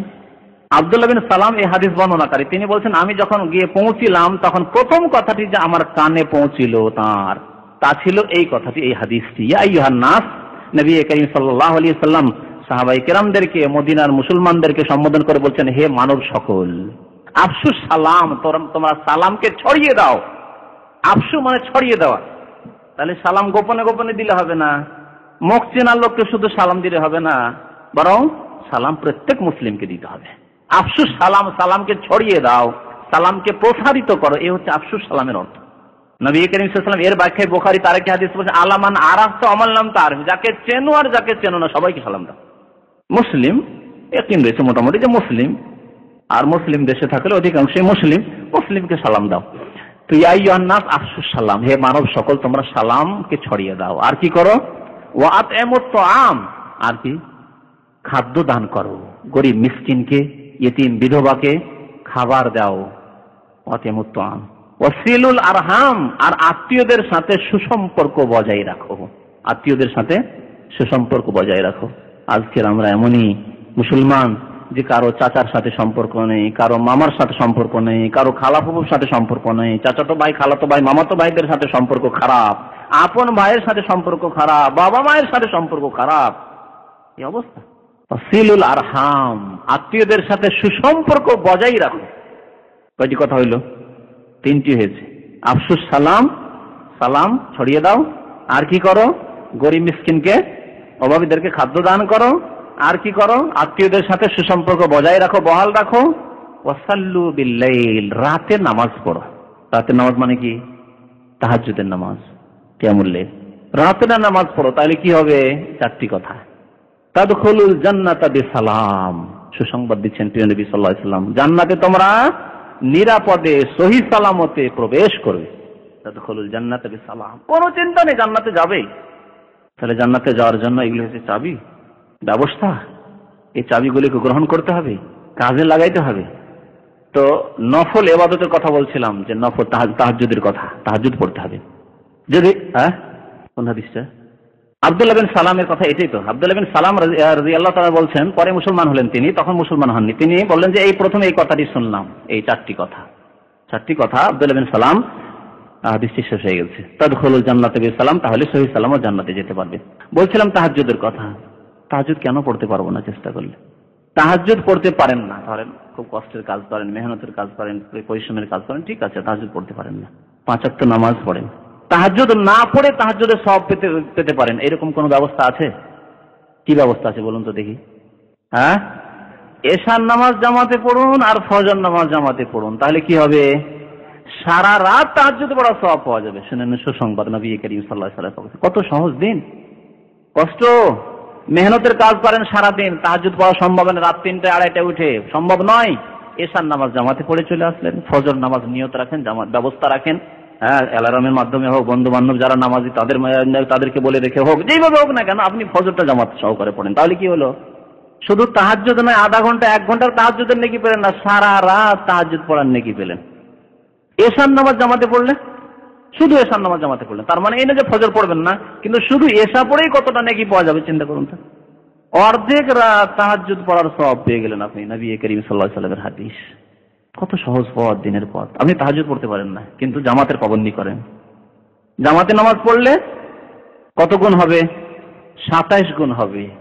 আমরা দুনিয়ার ক্ষেত্রে আপনি যদি বেতন পাচ্ছেন কোন জায়গায় 500 টাকা, আর আরেক জায়গায় শুনেছেন 800 টাকা বেতন পাওয়া যাবে, আর যদি সুযোগ থাকে রিলিজের, তো কি ছাড়বেন? 300 টাকা, ডবলও হয়নি, 500 থেকে 300 হয়েছে, আর 300 বেড়েছে, 800 হয়েছে, 600-700 হলেও ছাড়বেন না। আপনি ছাড়বেন কি? আর যদি 1000 ডবল হয়ে যায়, 500 জায়গায় 1000 পাচ্ছেন, ছাড়বেন?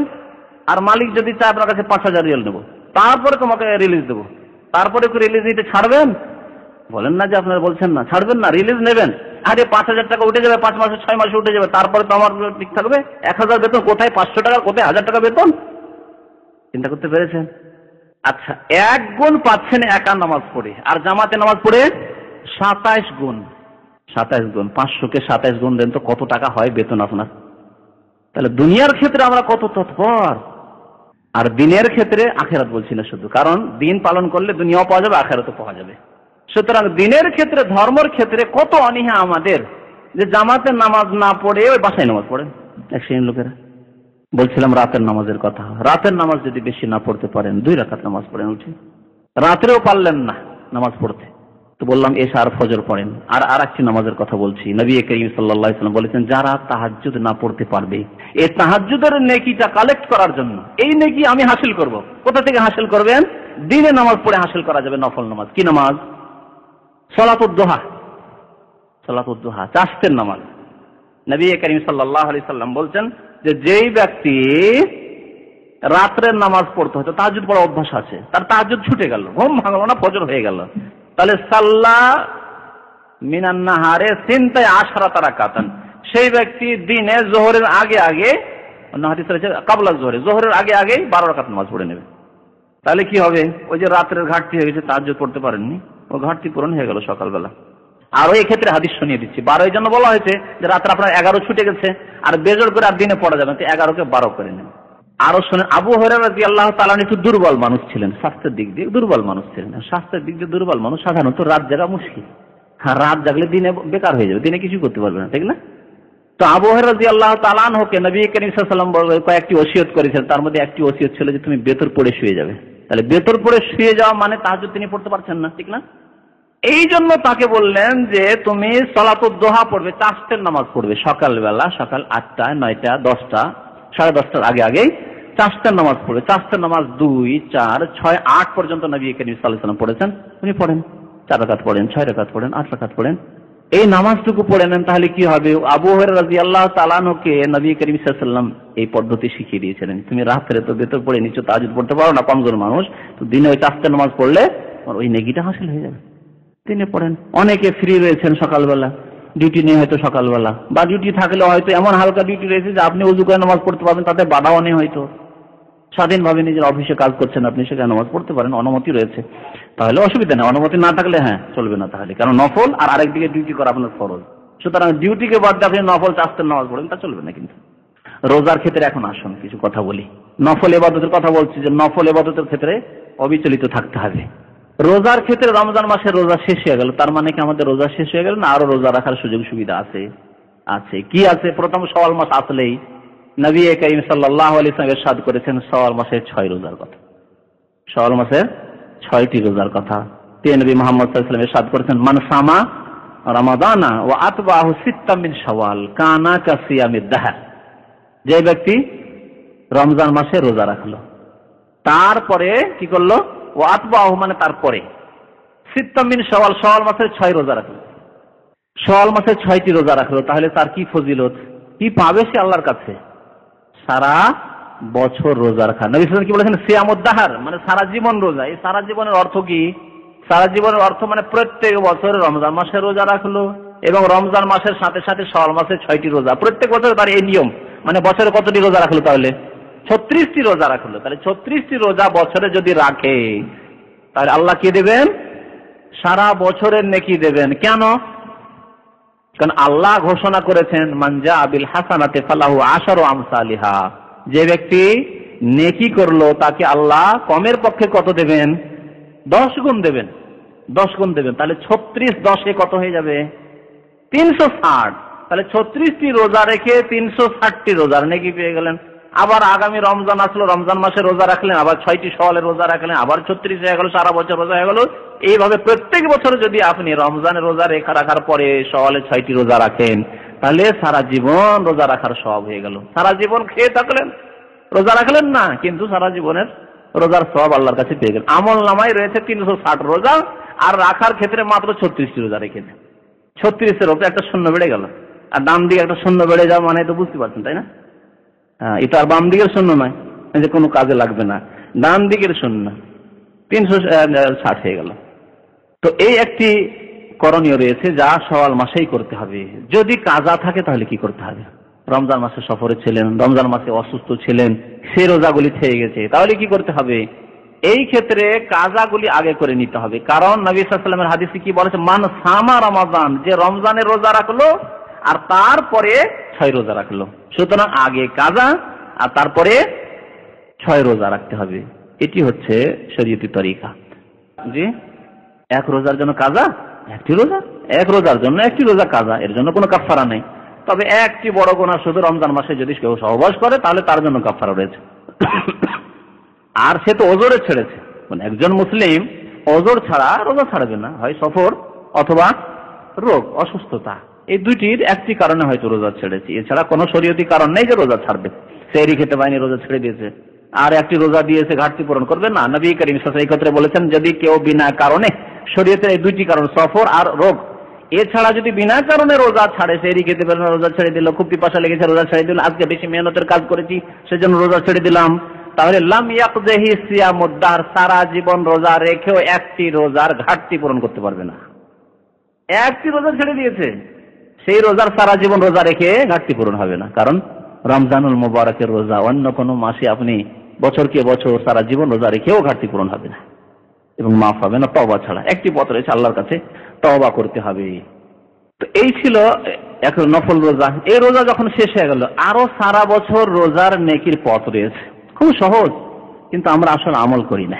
বিশেষ করে এই ছোট দিনগুলিতে রোজা রাখা খুব সহজ, আর এই নেকি হাসিল করা খুব সহজ, কিন্তু আমরা অনেকেই করি না। নবী করিম সাল্লাল্লাহু আলাইহি সাল্লাম রোজা রাখতেন প্রত্যেক মাসে 3টি রোজা। হ্যাঁ, কোন তারিখে? আরবি মাসের, ইসলামিক মাসের চাঁদের মাসের, যেটি চাঁদের মাস সেটি আরবি মাস, আর সেটি ইসলামিক মাস। ইসলামিক মাস বললেই আল্লাহ রাব্বুল আলামিন যে মাসের কথা কোরআনে উল্লেখ করেছেন, সূরা তাওবাতে আল্লাহ বলেছেন 12 মাস, তার মধ্যে চারটি হারাম মাস। তো সেই মাসগুলি হচ্ছে মুহররম থেকে আরম্ভ হয়ে জিলহজ মাসে শেষ। এই মাসগুলির কথাই আল্লাহ রাব্বুল আলামিন চাঁদের মাস, ইয়াসআলুনাকা আনিল আহিল্লাহ, চাঁদ সম্পর্কে তোমাকে জিজ্ঞেস করে। আল্লাহ চাঁদ সম্পর্কে প্রশ্ন হয়েছিল নবী সাল্লাল্লাহু আলাইহি ওয়াসাল্লামকে, কাফেররা জিজ্ঞেস করেছিল যে চাঁদের বা কি ফায়দা, আল্লাহ চাঁদ কেন সৃষ্টি করলেন? আল্লাহ জবাব দিলেন কুল হিয়া মাওয়াকিতু লিন-নাস ওয়াল হজ, মানুষের সময়কাল জানার জন্য ব্যবস্থাই চাঁদ। চাঁদের মাধ্যমে মাস জানা যাবে, সময়কাল বোঝা যাবে, কোন সময় চলছে, কোন কাল চলছে, কোন মাস চলছে। ওয়াল হজ, আর হজের সময় জানা যাবে। যদি চাঁদের মাস না তাহলে কেমন করে জানবে যে কখন হজের সময় এসেছে? তো এই চাঁদের মাস হচ্ছে ইসলামিক মাস, আর ইসলামিক মাস যেটি আরবিতে মুহররম থেকে শুরু হয়ে জিলহজ মাস। তো এই মাসের 3 দিন, প্রত্যেক মাসে 3 দিন রোজা, 13, 14, 15, এই দিনগুলিকে বা এই রাতগুলিকে নবী করিম সাল্লাল্লাহু আলাইহি ওয়াসাল্লাম আইয়ামুল বীজ বলেছেন। বীজ আবিয়াদের বহুবচন, আবিয়াদ মানে সাদা, ফর্সা। তো এই রাতগুলি, এই আইয়ামে বীজ, এই রাতগুলিকে বা এই দিনগুলিকে এই জন্যই বলা হয় যে এই রাতগুলিতে সারা রাত চাঁদনি থাকে, চাঁদের জ্যোৎস্না থাকে, আর সারা রাত ফর্সা থাকে, আলোকিত থাকে। এই জন্য এই দিনগুলিকে বা রাতগুলিকে আইয়ামুল বীজ বলা হয়েছে। তো নবী করিম সাল্লাল্লাহু আলাইহি ওয়াসাল্লাম আইয়ামুল বীজ অর্থাৎ 13, 14, 15 এই দিনগুলিতে রোজা রেখেছেন আরবি মাসের, আর আদেশও করেছেন সাহাবায়ে কেরামদের, উৎসাহিত করে। আদেশ মানে ফরজ, অজেব আদেশ নয়, উৎসাহিত করেছেন। সুতরাং এই দিনগুলিতে রোজা রাখা মুস্তাহাব।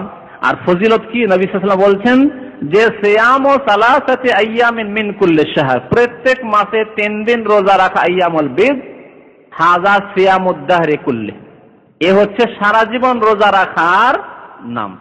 সারা জীবন রোজা রাখার নাম, সারা জীবন রোজা রাখার সওয়াব দিয়ে গেল। এর হিসাব নিকাশ কেমন? 3 দিন রোজা রাখলে 3 10 30, প্রত্যেক মাসে 3 দিন রোজা মানে 30 নাকি পেয়ে গেলেন। আবার সামনে মাস আসলো, 3 রোজা রাখলেন 30 পেয়ে গেলেন। তাহলে কি হলো? আর রমজান মাস তো পুরো মাস রাখতেই হবে। আর এই 11 মাসে, প্রত্যেক মাসে রমজান ছাড়া বাকি 11 মাসে 3টি করে রোজা রাখলে আবার ডবল, তাহলে 2 বছরের। শাওয়াল মাসে রোজা রেখে 1 বছর ইনকাম করলেন, আর এই প্রত্যেক মাসে 3টি রোজা রেখে আর 1 বছরে, তাহলে 2 বছরের ইনকাম হয়ে গেল। এই একটি পথ রয়েছে, নেকির পথ। রমজান মাস চলে যাওয়ার পরেও নেকির পথ রয়েছে। রোজার ক্ষেত্রে নবী করিম সাল্লাল্লাহু আলাইহি ওয়াসাল্লাম আরেকটি হাদিসে ইরশাদ করেছেন, আবু দাউদ নাসাঈ অন্যান্য হাদিসে রয়েছে যে তুরাজুল আমালু ইলাল্লাহি, আল্লাহর নিকট আমল পেশ করা হয়। ফেরেশতারা সপ্তাহে 2 দিন বান্দার আমল পেশ করেন আল্লাহর দরবারে নিয়ে গিয়ে। তুরাজুল আমালু ইলাল্লাহি ইয়াউমাল ইসনাইন ওয়া ইয়াউমাল খামিস, সোমবারে এবং বৃহস্পতিবারে আল্লাহর দরবারে মানুষের আমল পেশ করা হয়।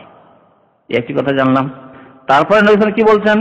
বলছেন ফাউহিব্বু আন ইউরাদা আমালি ওয়া আনা সাইম, সুতরাং আমি নিজের ক্ষেত্রে পছন্দ করি যে আমার আমল যখন আল্লাহর দরবারে পেশ করা হবে তখন যেন আমি রোজার অবস্থায় থাকি। আমল পেশ করবে ফেরেশতারা, আর ফেরেশতাদেরকে আল্লাহ জিজ্ঞেস করবেন যে আমার বান্দা কি অবস্থায় দেখে আসলে, তাকে কি করে সে? তখন ফেরেশতারা বলবেন আল্লাহ তার তো সাপ্তাহিক আমল 3 দিনের আমল নিয়েছি বা 4 দিনের আমল নিয়েছি, কিন্তু এখন আজকেও রোজার অবস্থায় আছে। ফাউহিব্বু আন ইউরাদা আমালি ওয়া আনা সাইম। নবী করিম সাল্লাল্লাহু আলাইহি ওয়াসাল্লাম সোমবারে বৃহস্পতিবারে এইভাবে রোজা রাখার জন্য উৎসাহিত করেছেন। আরেকটি হাদিসে রয়েছে নবী করিম সাল্লাল্লাহু আলাইহি ওয়াসাল্লাম বলছেন যে ইয়াউমুল ইসনাইন যাকা ইয়াউমিন ওয়ালিদতু ফি, এই সোমবারের দিন এমন একটি দিন, এই দিনে আমি জন্ম নিয়েছি, আমার জন্ম হয়েছে। সুতরাং ফাউহিব্বু আন আকুনা সাইমান, সুতরাং আমি পছন্দ করি সেই দিনে রোজা রাখা।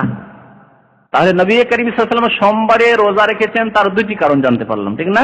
সোমবারের ক্ষেত্রে একটি হচ্ছে যে এই দিনে আল্লাহর দরবারে সপ্তাহের আমলগুলি পেশ করা হয়, যেমন বৃহস্পতিবারে পেশ করা হয়, একটি কারণ। দ্বিতীয় কারণ হচ্ছে যে সোমবারের দিন প্রিয় নবী সাল্লাল্লাহু আলাইহি ওয়াসাল্লামের জন্ম হয়েছে।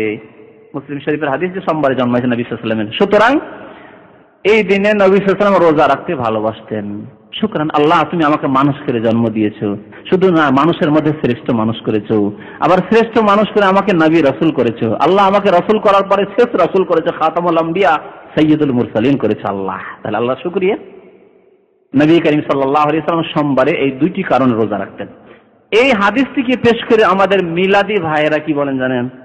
নবী সাল্লাল্লাহু আলাইহি ওয়াসাল্লাম দেখেন জন্মবার্ষিকী পালন করেছেন।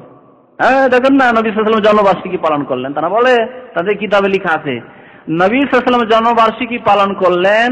প্রথম কথা তাদের দাবি। আচ্ছা, কিভাবে পালন করলেন ভাই? রোজা রেখে। তাহলে যখন নবী সাল্লাল্লাহু আলাইহি ওয়াসাল্লাম রোজা রেখে পালন করলেন, আপনি আল্লাহর রাস্তে রোজা রাখেন। তারা রোজা রাখে কি? যারা ঈদে মিলাদুন নবী করে তারা কেউ রোজা রাখে শুনেছেন? কেউ রোজা রাখে না। দেখছেন বিদাতীদেরকে? হ্যাঁ, সুবিধাবাদী বিদাতীরা। নবী সাল্লাল্লাহু আলাইহি ওয়াসাল্লাম রোজা রাখলেন, তাহলে যতটা প্রমাণ আমরা পেলাম যে সেই দিনে রোজা রেখেছেন, সুতরাং আপনিও সোমবার করে রোজা রাখেন।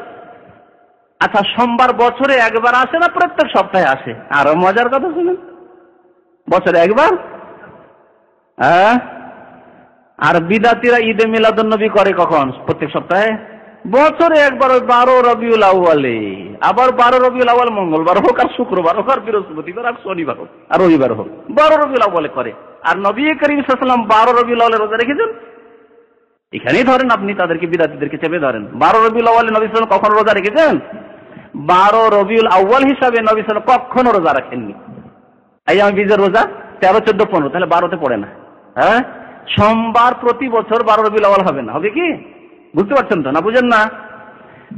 নবী করিম সাল্লাল্লাহু আলাইহি ওয়াসাল্লাম সোমবার করে রোজা রেখেছেন। তাহলে সুন্নত মোতাবেক যদি জীবন যাপন করতে হয়, আগে বলেছি আয়াতটুকু যে লাকাদ কানা লাকুম ফি রাসূলিল্লাহি উসওয়াতুন হাসানা, সর্বোত্তম আদর্শ আমাদের জন্য প্রিয় নবী মুহাম্মদ সাল্লাল্লাহু আলাইহি ওয়াসাল্লাম। নবী করিম সাল্লাল্লাহু আলাইহি ওয়াসাল্লাম 12 রবিউল আউয়ালে রোজা রাখেননি। কখন রোজা রেখেছেন? সোমবার করে রোজা রেখেছেন। আর সোমবারের রোজা বছরে একবার আসে না, প্রত্যেক সপ্তাহে। তাহলে বছরে কয়টি রোজা হয়ে যাবে? শুধু যদি সোমবার করে রোজা রাখেন কতটি রোজা হবে বলতে পারেন? 52টি সপ্তাহ বছর রয়েছে, তো 52টি রোজা হয়ে গেল। হ্যাঁ, বিদাতীরা কি শুনেছেন কোনদিন এরকম করতে? সুন্নত মোতাবেক আমল নেই। আমরা বলি কোরআন এবং হাদিস মোতাবেক।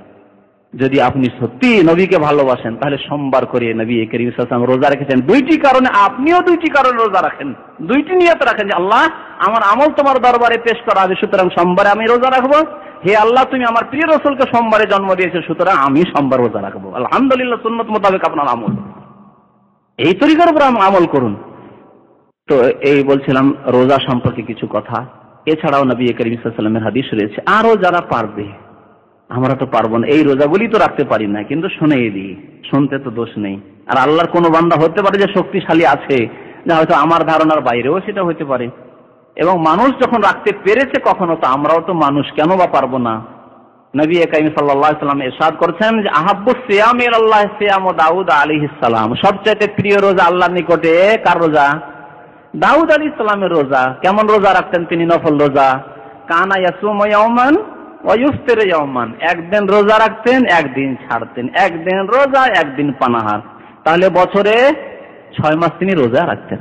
কেউ যদি পারে একদিন রোজা রাখলো, একদিন সে বিরতি দিল, রোজা রাখলো না।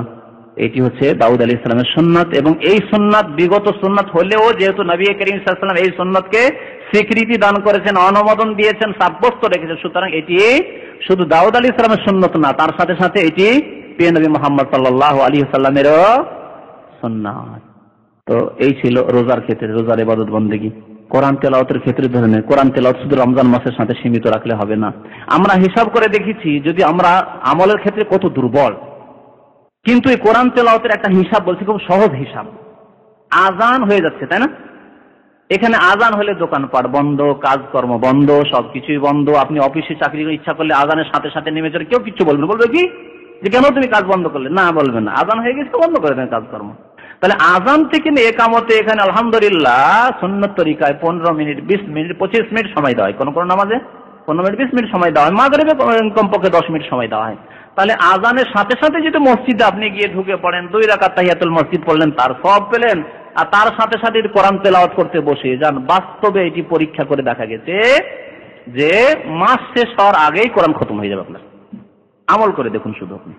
আল্লাহ যাদেরকে তৌফিক দেবে, শুধু রাস্তাগুলি আমি দিয়ে দিচ্ছি, আপনাদেরকে আমল করেন। এবং আল্লাহ যেন আমাকেও তৌফিক দান করেন, আপনাদের সবাইকে তৌফিক দান করেন, আমাদের ভাই বোন সবাইকে যেন তৌফিক দান করেন। চেষ্টা করেন, একটু আগ্রহী হন, একটু তৎপর হন।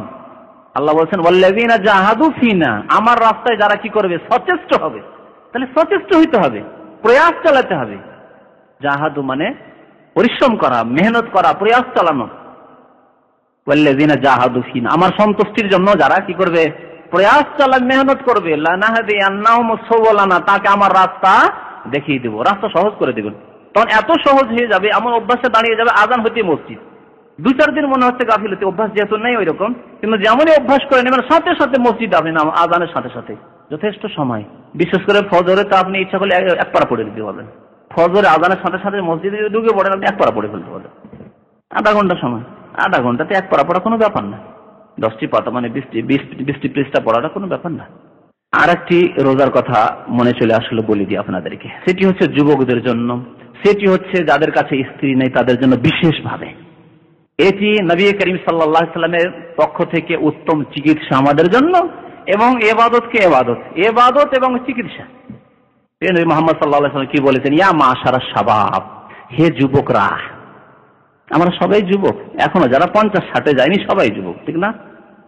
50 পর্যন্ত, 50-এর পরেও তো আজকাল অনেকের মন বেশি যুবক হয়ে যায় আবার, ঠিক না?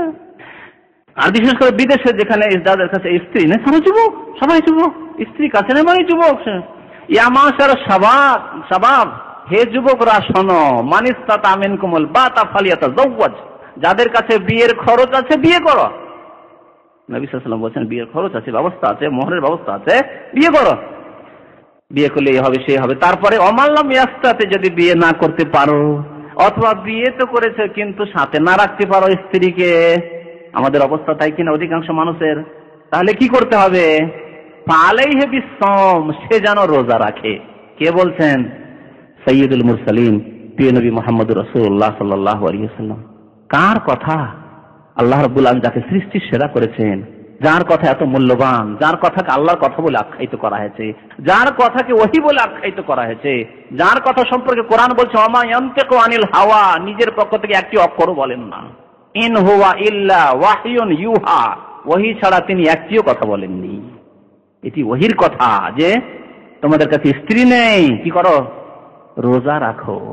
রোজা না রাখলে টেনশন, সবসময় দুশ্চিন্তা, পেরেশান, দেশে যাওয়ার জন্য পেরেশান, দেশ থেকে এসেছেন কাজ করতে ভালো লাগে না, কত রকমের পেরেশানি, সমস্ত পেরেশানি দূর হয়ে যাবে নবী করিম সাল্লাল্লাহু আলাইহি সাল্লামের এই যে প্রেসক্রিপশন, এটা যদি নিয়ে নি ফালাইহি বিসসাম, রোজা রাখেন। এই রোজাকে নির্ধারণ করা হয়নি তার সময় সীমা, কতটা রোজা রাখবে না রাখবে আপনার ক্ষমতা মোতাবেক ছেড়ে দেওয়া হয়েছে। আপনার কতটা রোজা রাখলে মন মানসিকতা ভালো থাকছে, কতটা রোজা রাখলে আপনার মেজাজ ঠিক থাকছে, কতটা রোজা রাখলে দেখছেন যে না আমি শান্তিতে আছি।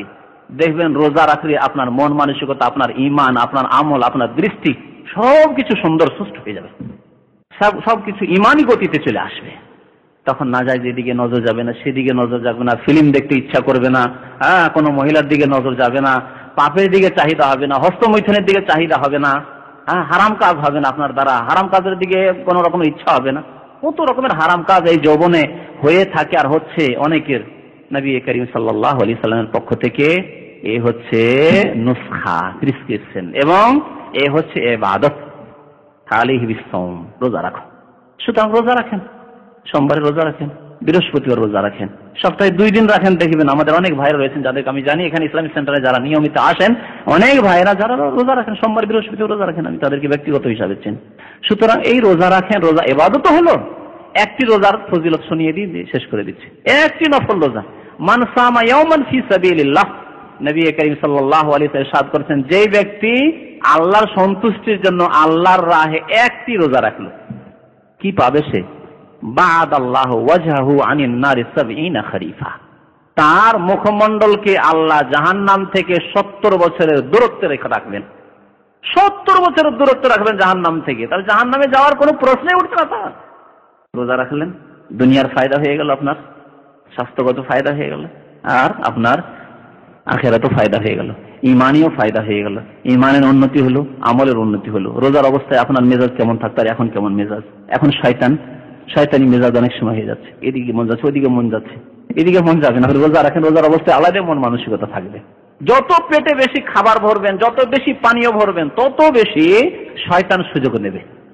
ইমাম ইবনুল কাইয়িম রাহমাতুল্লাহ আলাইহি, এই জন্য মাদাখিলুশ শয়তান, মানে শয়তান মানুষের মধ্যে প্রবেশ করে কোন কোন রাস্তা দিয়ে, তার মধ্যে একটি হচ্ছে বেশি খাওয়া। খুব বেশি খান, বেশি পান করেন, সবসময় শরীর একবারে মানে ভরপুর হয়ে রয়েছে খাওয়াতে আর পানিতে, শয়তান তখন বেশি সুযোগ নেই। পক্ষান্তরে যত খিদায় থাকবেন আর ইবাদতের খিদায়, খিদার সাথে সাথে আল্লাহর ইবাদতের খিদায়, এমনি খিদা আর ইবাদতের খিদায় পার্থক্য আছে। তাহলে ইবাদতের অবস্থায় যে খিদায় থাকবেন, তখন শয়তান আর সুযোগই করতে পারবেন আপনার কাছে যাওয়ার। যাই হোক, অনেক কথাই বললাম আজকে যে রমজানের পরে আমাদের করণীয় কি হওয়া উচিত। শেষখানে আমি বলছি যে ফরজের ক্ষেত্রে আমার তৎপর। ফরজের ক্ষেত্রে বলেছি, যেমন ফরজ যে কাজগুলি আল্লাহ করা ফরজ করেছেন, সেগুলির ক্ষেত্রে আমাদেরকে অটল অবিচলিত থাকতে হবে। ঠিক তেমনি যে কাজগুলি আল্লাহ হারাম করেছেন, সেসব হারাম থেকে বেঁচে থাকার ক্ষেত্রে আমাদেরকে অটল থাকতে হবে। এমন নয় যে রমজান মাসে তো খুব হারাম থেকে বেঁচে থাকলাম আর সারা বছর হারামের দরজা রাস্তা খুলে দিলাম, জুয়া খেলা শুরু করলাম, ঘুষ খাওয়া শুরু করলাম, সুদ খাওয়া শুরু করলাম, সুদি কারবার শুরু করলাম, হারাম থাইল্যান্ডি লটারি খেলা শুরু করলাম। আজকাল থাইল্যান্ডি লটারি ব্যাপক হারে ছড়িয়ে পড়েছে এই প্রবাসীদের মধ্যে।